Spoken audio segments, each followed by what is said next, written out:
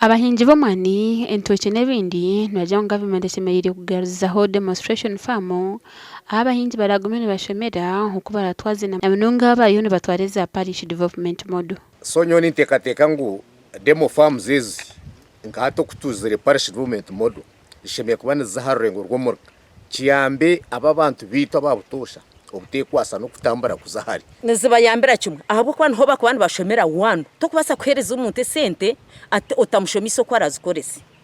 ahabwokuba bamwe biine amafamu konka nibandi benda tekinikare bashomeho hagire nk'aba extension workers bije babashomese ekyokukora zubu ebirumu ekyokubanza demo farm neba nebayamba kumanya embubo yibashemereire kubyara so ekyo nekizibu butamanya embubo yibashemereire kubyara abokubura bagireba bakagibyara ekyo nekizibu kimwe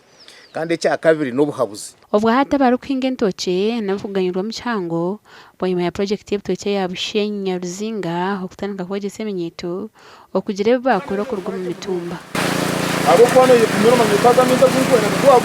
We're going to start with an incubation place here where they are going to train a number of youth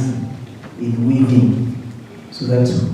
because we need volumes if we're going to get markets. Nyonkanye nk'omuntu yandetera bwa sprinkler empango nanga na pampu empango nkabasa kureba ngu nabasa gukora ikintu cyanje kirigation omubwire obunkwenda kugira ngu emirimo yanjye baze kugenda je. Looking at 100 tons of fresh banana, that is 10 trucks coming here every day. Abantu nyamingi obwa hati bahereze kutunga sente za PDM kandi ebicweka 9 harigana nabazito mu by'okuhinga ekiri kwereka ngo nibetenga okwegesibwa empinga y'omurembe okubasa kuganyirwa mu kihango. Gashaka Sheeka Abdulatif.